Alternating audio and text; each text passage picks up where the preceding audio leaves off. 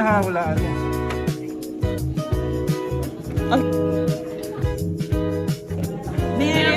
Merry Christmas. Last week lang, December 13 and 14, sa Inclusive, dito sa may Acto City. Tapos ngayon, so, kesa naman hindi natin i-celebrate yung spirit ng Christmas, nag-ano kami ng simple lang, para lang sa nagkaisa NPO family, yung mga close friends. Father God and